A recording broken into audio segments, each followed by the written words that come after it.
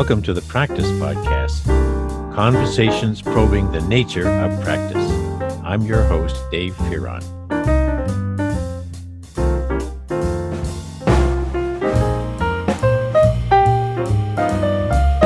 Well, I'm happy to say that I'm resuming creating episodes for the Practice Podcast after a period of time during which I was mourning the loss of my wife Connie to cancer. And I just didn't have it in me to organize podcast episode. Now I do. And I'm happier to say that it was with my son Dave, another Dave and Dad, to start off another round of Practice Podcasts. So we were in Baltimore, where Dave lives. I was house guest. We went out to a wonderful park with a hand recorder, and we had the conversation that you're about to hear. You might have to strain your ears a little bit because we weren't having the benefit of our Zoom studio, but it's worth listening every minute to my very thoughtful son, Dave, who wants to talk about the work of Ralph Stacey, a complexity theorist, if you will, but very pragmatic. Now here is another Dave and Dad. Well, folks, Dave, my son Dave and I, if anything, are risk takers. So what we're risking is to have our next podcast conversation, this one, on a beautiful spot called Roland Park in Baltimore. Water behind us, great foliage around us, and a dog park just down the way where the dogs are getting a little restless. But we're going to focus on our conversation, and I'm excited by it because what we've done over the last, almost 3 years, every once in a while, for the Enaction research that we're doing, there's new insight. And so we thought after a hiatus of a while, it's time to bring some new insight to the question of how do conversations constitute a socially enacted organization, and others, like what's the relationship to practice. So Dave, new insight, please. Well, we set this talk up around someone who in your field, I believe, is gained some notoriety during his life, even though he was based in the UK, Ralph Stacey. Yep. Who had much of his career later in life, but was a professor at University of Hertfordshire for most of his academic career, and just passed away in 2021. Yeah. But where have you, I know that you introduced me to his work in the, I would say, around year 2000. Yes. Yeah.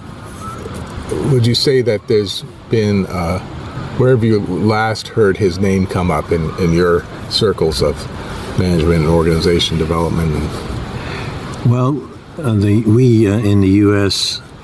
do some name dropping when we're making a point or citing something to underscore a point.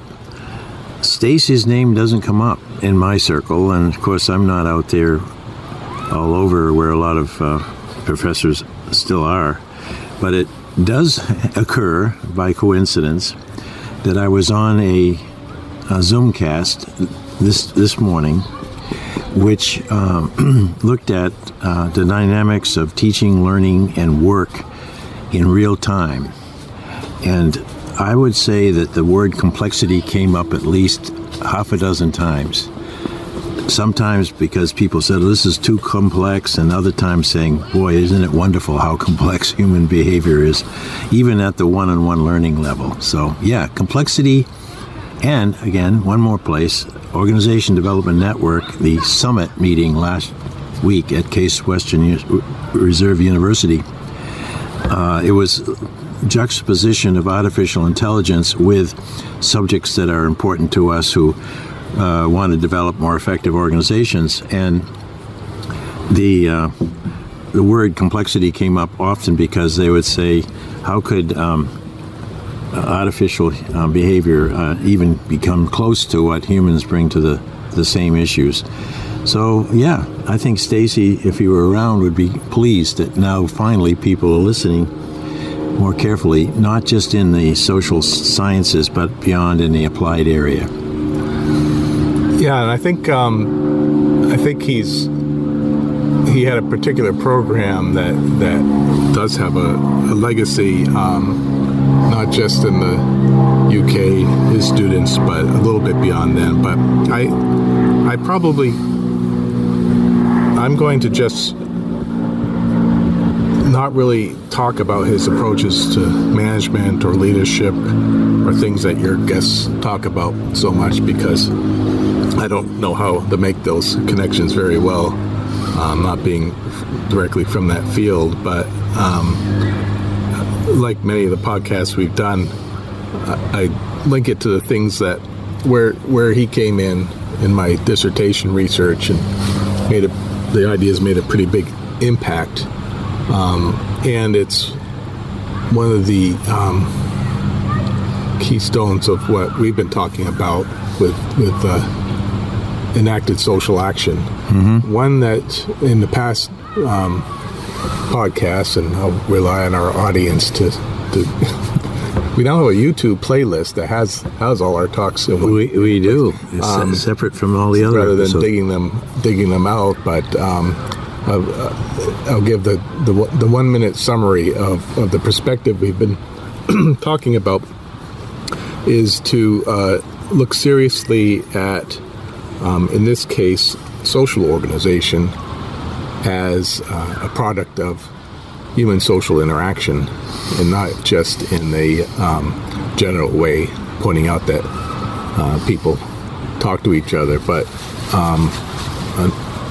looking more at the systematics and the implications and even the details of methodology of how you look and understand at how people interact and how that builds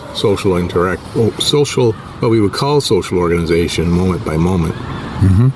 but very much embedded in the moment. And I think in the fields of systems science, which grew up from the 50s, but really kind of took off in the 90s, mm-hmm. And currently there's much more of a merger of these concepts now into what I ended up calling Enaction, drawing from earlier versions of self-organization systems theory.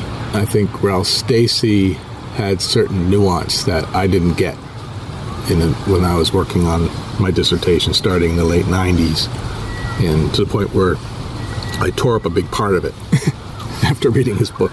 Oh no, I shouldn't have said it. So maybe I should have suggested the book you'd be done sooner. But no, I think that's a good sign that you were seriously pursuing a big question, and had you just ignored it and left what Stacey's about to teach us when you recount some of his lessons, would have been too bad, because I think clearly, along with complexity, is a constant reference to system. Human system, social system. It's maybe a buzzword, but I'm encouraged that I see people now looking at the more dynamic aspect of human behavior in a system. Yeah, and he's also reflects that. I'll go a little bit through his history, because he is someone who was kind of a constant learner and would tear up his ideas and start something new. We should have grabbed him on your podcast.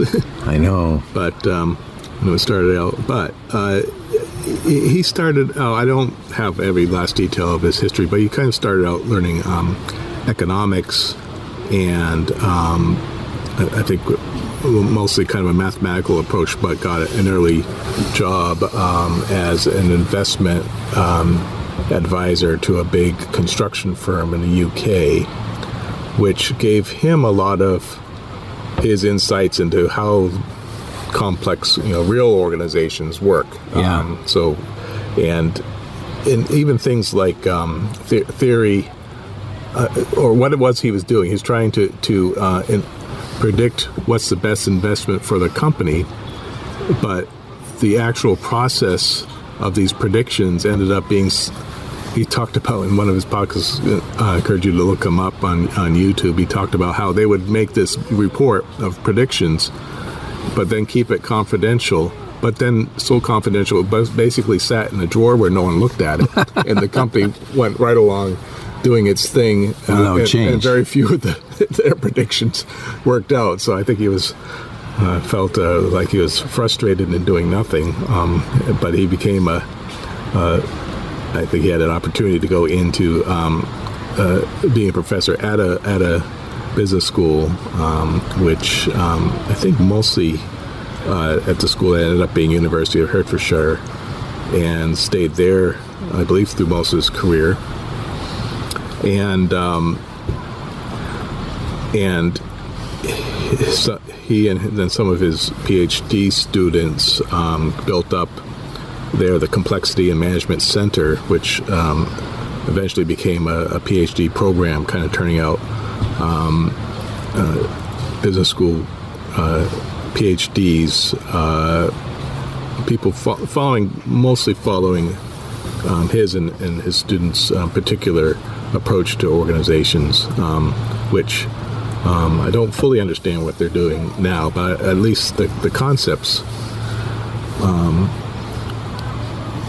were something that I think was getting into organization development and management and ideas of leadership in the way that in organizational behavior, in the way that your field does grab these terms. Some of them start out as buzz terms. One of the ones he grabbed hold of was chaos. And the early mathematical works in chaos theory, which focused on the effects of kind of the dynamics of small effects reinforcing themselves into larger, unpredictable features that could be disruptive or be something that can be built and reinforced, such that when you were if you applied it to any organizations, starting even in non-living systems like the resonance on a bridge that would cause the bridge to collapse if it got the right reinforcing pattern, or behaviors of animals. But looking at social organizations, how it didn't make sense to assume that organizations were built on the following of laws embedded within the organization itself, or rules, or that people could predict things and only by the quality of their predictions did the organization go forward, or the quality of their leadership. It's much more the appreciating the small effects of chaos, the unpredictability, and looking at organizations as something that kind of evolve on their own. Yeah, and let me just interject that one of the nostrums about managing our managers is that they hate uncertainty and stand for control. In fact, import control systems, set them up, and enforce them. So you can see where Stacey and others who are starting to bring the question of uncertainty into the discussion of people running organizations. It must have bothered them, even though down deep they probably knew that they were lucky to be having one day like the next. Yeah, but being able to think of your own company that you're managing as being a chaotic system, one that's stable and unstable at the same time, kind of exists in these paradoxes. Yeah. And also one that kind of scales up from the personal to the interpersonal to the whole group, the whole organization. Any economies, they scale up and down. So he kind of focused on that fractal characteristic. Yeah.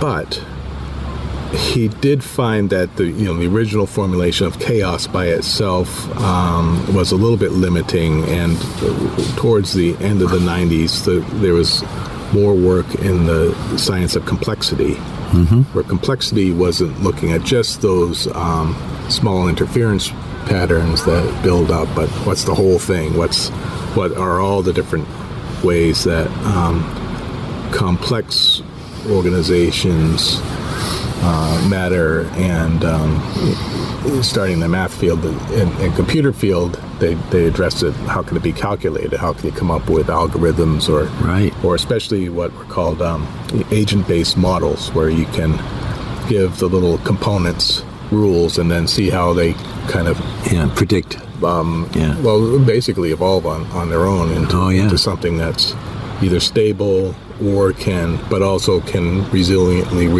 reorganize and adapt to the immediate stressors. We talked about that. I think we talked about similar ideas in our episode on Ilya Prigogine.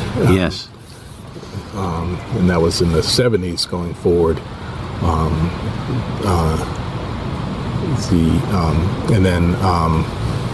And then also other systems theories such as autopoiesis, Maturana and Varela. We had an episode on that, where that brought in the idea of the self-organizing system, in which the system is a set of parts. Some part of the actions of the parts are rebuilding the system itself, rebuilding in particular the boundaries between inside and outside, what is part of itself and what is not. And this being a characteristic of living systems. And as that came out in the 80s and into the 90s, there were a lot of people, and particularly sociology and other fields of organization studies, that were trying to make that leap from the living system of organization of organisms to social organization. Yeah, so I remember that very well. Yeah, which was kind of the dream going back. You see it a lot in sociology, classic sociology, and mid-century sociology of the stable system, the structure, the system in which all its parts are truly emergent from individual behaviors, so that you don't have to focus on individual behaviors. If you understand the qualities of the system, then you understand how it works and then can make predictions on it. But that still never works, even with, I think the complex adaptive systems notion still recognizes that sense of not being predictable, but being adaptive and letting the members of the organization evolving through their activities, which we've talked about. Now we're inside organization. Yeah. So he came out with two books. One in 2000. The lineage I'm not quite sure about. I think there's some delay in when it was published, but in 2001 he came out with his own book, Complex Responsive Processes in Organization, Learning and Knowledge Creation. And this was probably where he made his shift from chaos theory to complexity theory, and again bringing in the idea of complex adaptive systems that a lot of computer science was getting into. But he, around the same time, he was working with two of his former students who became colleagues at school, Douglas Griffin and Patricia Shaw, who in 2000 they published Complexity in Management, Fad or Radical Challenge to Systems Thinking? ? And what was that? So, I think that's probably the one that got me to change my thinking of systems and social interaction as building systems, because they eventually rejected the idea that social organization is a system, that there are no systems. There's nothing you could properly define as a system in a social organization. A living, happening social organization. Yeah, that which is done by people engaged in interaction. They do not produce systems. They do not produce social anything that has the thing. So it's kind of a definition of a system has parts that are in a particular relation to, and through their actions they have some stability, and then living systems which rebuild themselves over time. They're saying that there are such agents that people, you could probably properly think of a person as a living system made up of countless living systems. Yes. But people engage in conversation, as we've looked at in the past.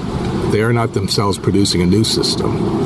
They're producing something emergent in the sense that it is more than the individuals themselves by which they're coordinating their interaction, but that which emerges is not itself a new system. In the way that if you had a group of cells, and the cells get together and cooperate by some function, they might form a tissue or a heart that does one thing, or the brain operates by neuronal groups, which become specialized. But when you're looking at some of the examples we looked at were just people sitting around talking about an agenda of the meeting. Like they're opening up a meeting at the beginning and saying, well, basically, what are we going to talk about? Backup tapes in the microwave. Backup tapes in the microwave? That got stuck into my head. And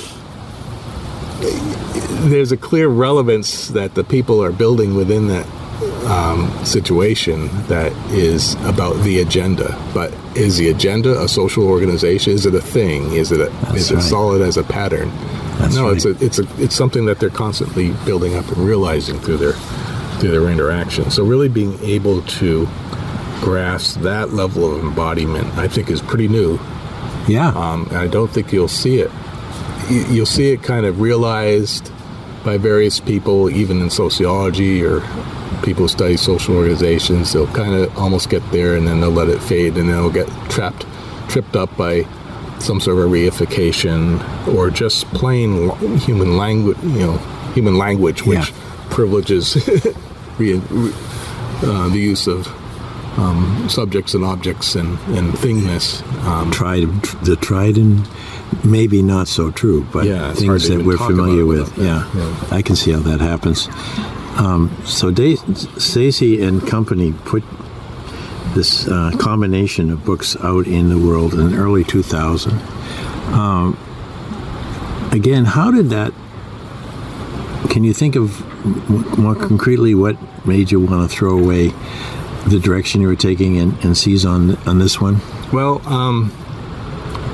about 2000, I was looking close. I had kind of already come up with a way of looking at human conversation that I was defining with the terms enacted social action or social inaction, which in brief review is to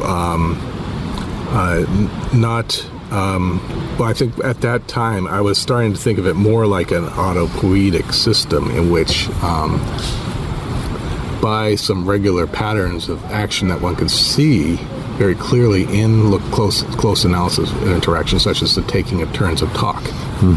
These become such fundamental constructors of how we converse that it seems as though they must be somehow more than analogous to like a living system, like an organ of talk or something like that. Yeah. And same goes for what I was looking at, the management of social relationships and social bonds, in which there are some very specialized social emotions in the shame, embarrassment, and respect and pride family that were clearly regulating social relationships that people would do moment for moment without even realizing it. And all that seems like we're getting at then being able to think of more than just what the individual provides, through their own brains, but that together you can look at it what emerges from that social interaction as its own living system-like domain. Yeah. Well, what Stacey had a critique of autopoiesis, which it's one. I keep going back and looking at it and not quite realizing what it was that made me just tear up autopoiesis entirely. I remember you did. Yeah. And one of the reasons was it just the way it's phrased. It tends to overemphasize the structural components as maintaining their own identity by their ongoing function in such a way that you'd have to pose the future states of the system, kind of a goal directedness within the system itself. Mm-hmm. Now, you can properly frame goals, I think, with autopoiesis, but there's some subtleties where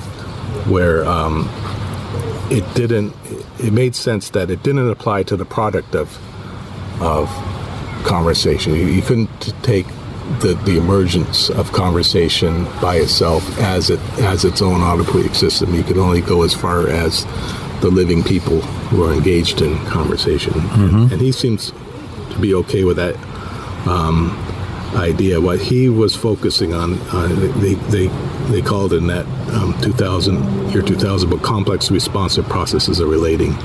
Complex responsive processes of relating. Doesn't slip. Doesn't have a nice Greek term like autopoiesis to go with it, but it captures what people can do together. Their actions are complex. They're not just reacting to each other, but they're responsive to each other, which means they're building in a more complex way, in creative way, in purposeful way, goal-directed way. Mm-hmm. How they make sense of what other people say, and then adapt their own actions so that their actions can be made sense by others. You can see this really being done, and it's done through a process of relating, and it's not a cause and effect relationship. They call it more of a resonance. Yeah. People are, you can watch a conversation and it will go well, because most of what people are doing they expect to work right, and then they focus on the things that need to be worked out, and that's called repair. Yeah. And if there's a trouble, they repair the trouble while the rest of it stays fairly intact. But at no point are you, if you really had something that was you're trying to put together like cells in an organ or make it exactly like neuronal patterns in the brain, it just doesn't work. No. Nor is it needed. So it's kind of a subtle critique, but maybe in our next podcast I'll come at it another way from another guy who's getting very popular on the internet, cognitive psychologist John Vervaeke has another approach to that we'll talk about. But I think we could round out by focusing on that aspect of Ralph Stacey, and I think it'd be interesting to kind of look at where he got his ideas.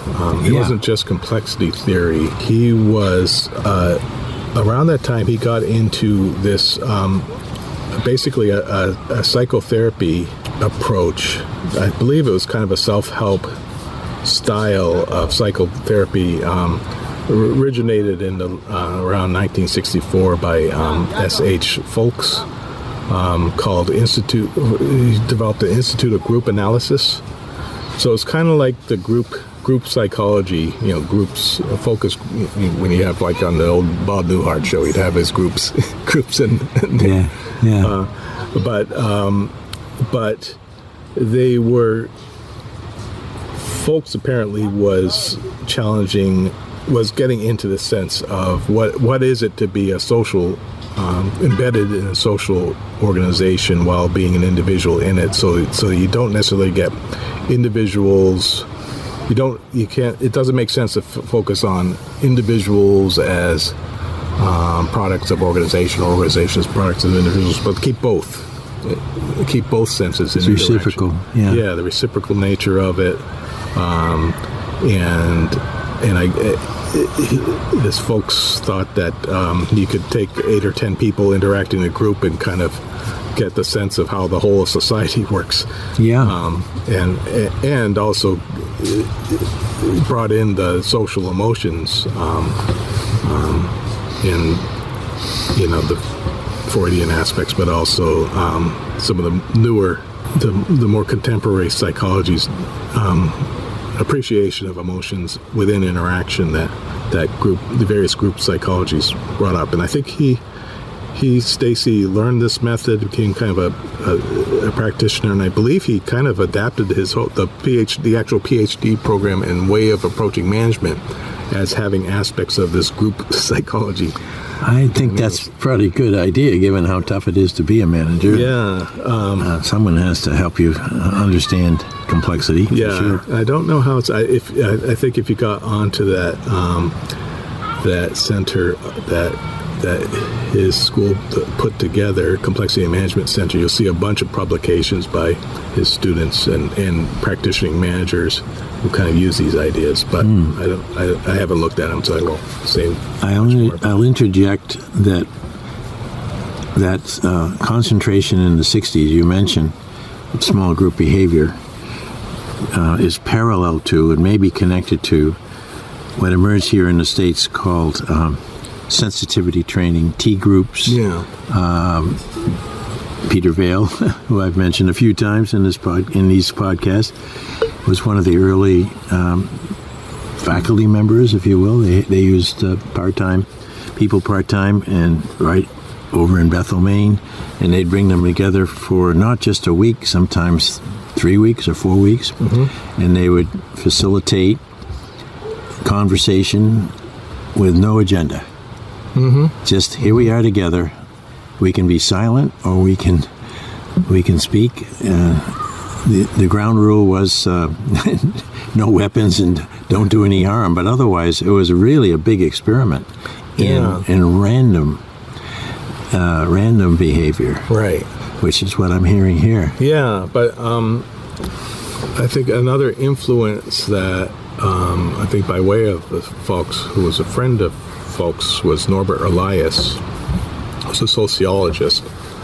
And there's lots to say about Norbert Elias, but I'm going to talk about him because one of my other mentors, Tom Sheff, who came up with social bond theory and focus on shame, was a fan of Norbert Elias and incorporated his work into his methodological approach.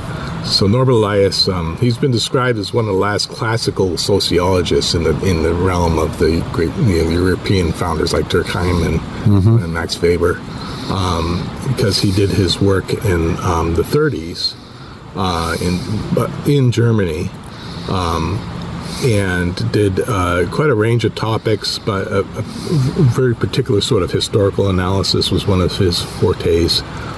He wrote a book called The Civilizing Process. It was in 1939. But of course, he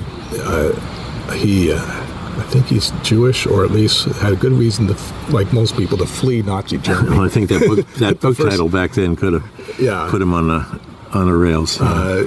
So certainly got out of Germany just in time.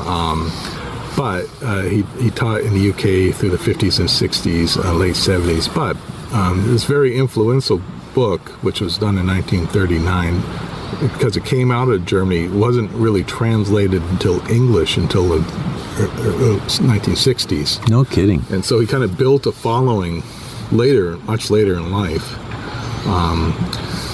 He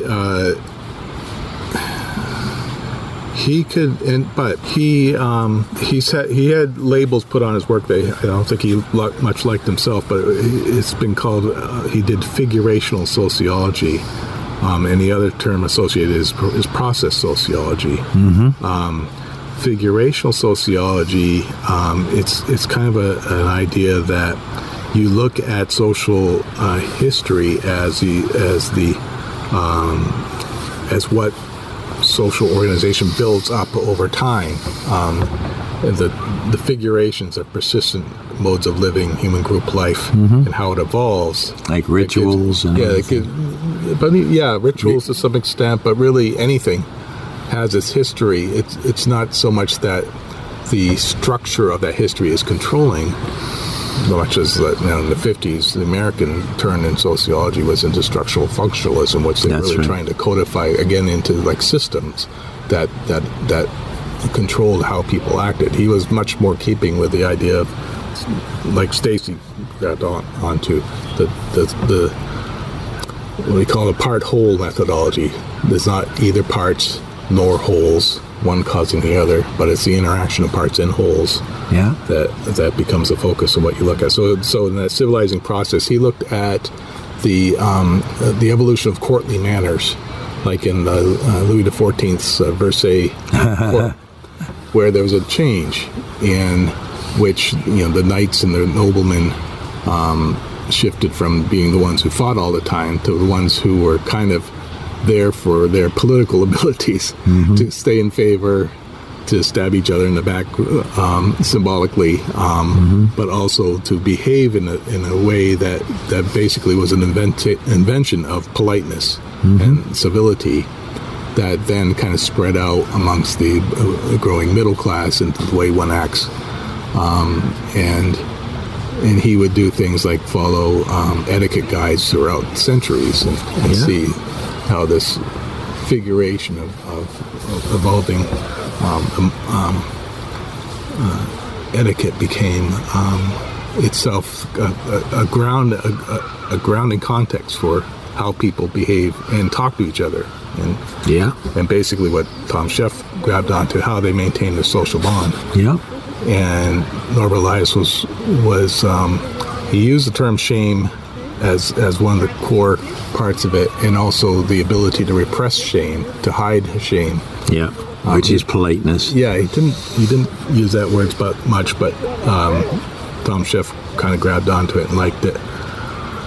And then so later on, once he wrote his later books in both German and English, and had some critiques of structural functionalism, but also this idea of process sociology even, I think, carried through as a good critique for some of the qualitative social psychology, such as Herbert Blumer and how his symbolic interactionism took George Herbert Mead.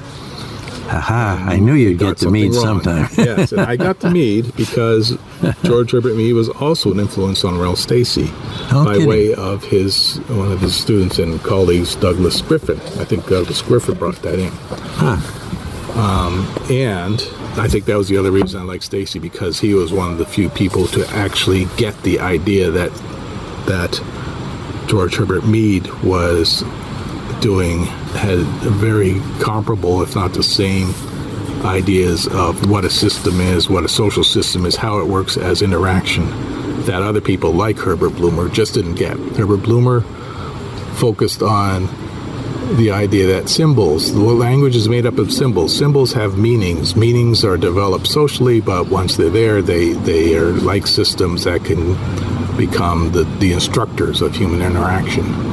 But that wasn't in you don't find that in closer reading of Mead, and I don't think I'm adding much to it to say that what we've been talking about George Herbert Mead is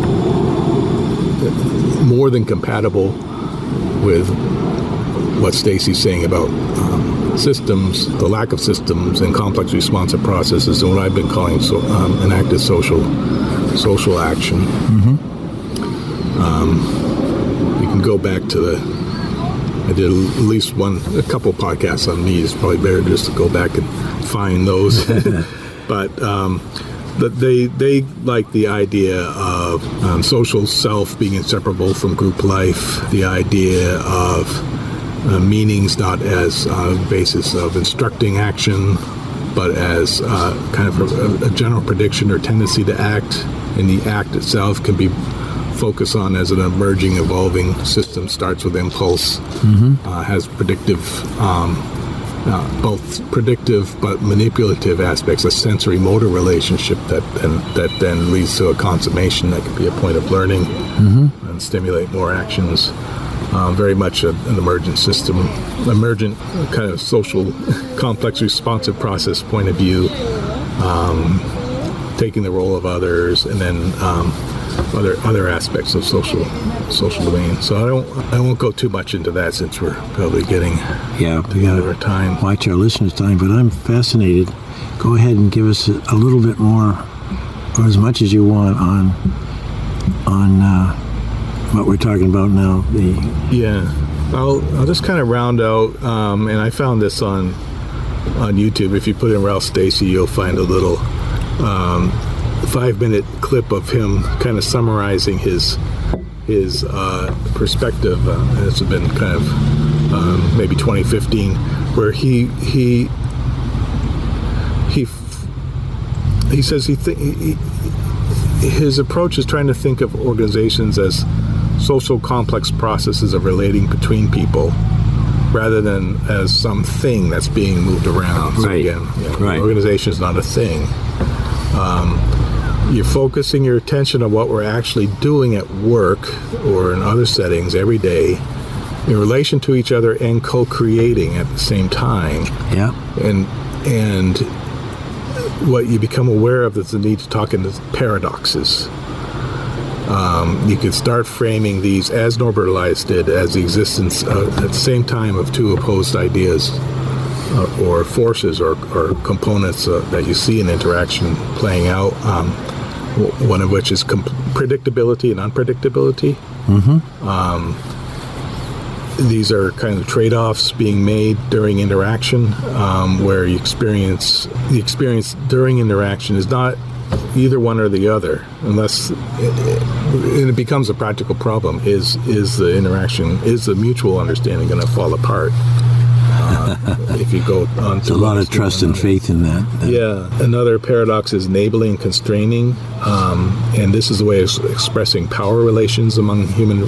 In every human relation. This is another aspect of Norbert Elias. He has a good way of expressing power in just that way, as something that is in the relatedness of people rather than a force or just the fact that people are doing something that they would not do otherwise, but really making it as a way of approaching social interaction.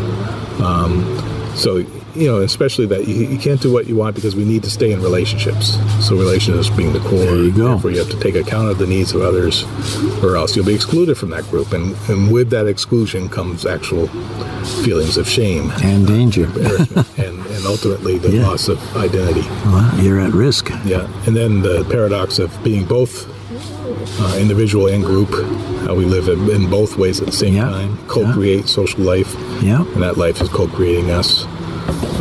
Both selves and personalities, but also scaling up to entire societies. Yeah. And you can't separate that one and the many. And this does focus down into those methods of looking at real live experience, taking it seriously, how they play out in real life interaction.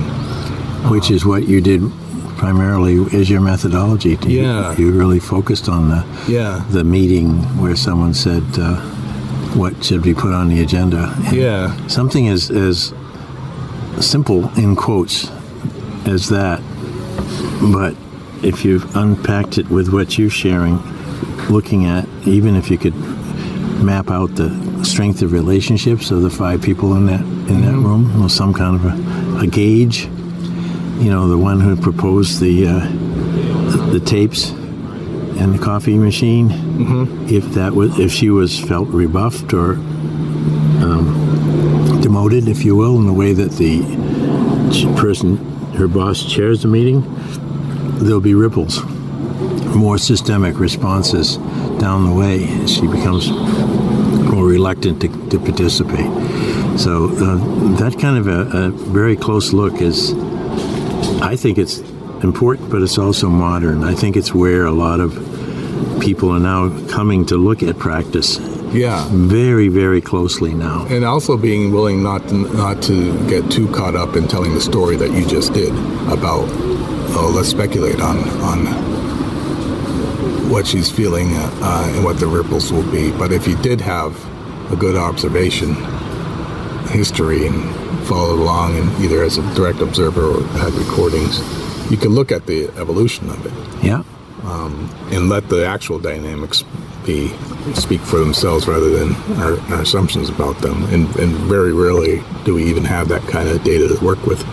But on the other hand, when the groups like when I learned conversation analysis, they came from a theory. They took some of the radical atheoretical stance where they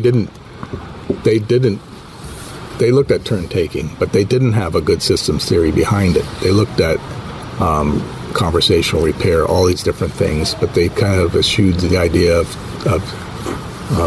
coming up with an elaborate theory about what does it all mean. Given that how easy it is to go off on the wrong track, maybe that's a good idea. But I think now we're at a point where my desire to put a theory behind it at that time was what drove my dissertation. Let me then revise it heavily once I got hold of Ralph Stacey's book. And the last question, I know you've got more to say, but we'll pick it up in the next podcast. Have you come across anyone or group in recent time that are either building on complexity in relationships or has come up with something even different that'll take us in another direction of inquiry? Yes. I mentioned John Vervaeke, and I would say he would be someone new I would talk about, but he is drawing from a dialogue with some of the people we talked about, Carl Friston and their approach to his approach to neurophysiology. Mm-hmm. That through that you could kind of call it a stack of emergence from quantum to brains. Mm-hmm. And now we're trying to finesse more what's the social organization. John Vervaeke is more of a cognitive psychologist, but also has a lot of, I think, sociology chops. You'll find prominent on the internet something called his work on I'm forgetting it, the meaning crisis. Big series which now is being fairly popular on YouTube. I'll get into that because he has some very interesting ideas of what relevance means. Oh, wow. Relevance, he calls it relevance realization, and it does put in a couple more connects a few more dots that I think will take us in a little bit different. Another aspect of, I think, something that's still compatible with social inaction as far as I'm concerned, and none of these guys know how to analyze conversation. Dave's practice is pending as a conversational analysis person. Well, thank you so much, Dave. This has been wonderful, and thank you, dogs, for being quiet for the last 30 or so minutes. I haven't heard much barking since we began. It's a beautiful spot and a great spot for a conversation about evolution.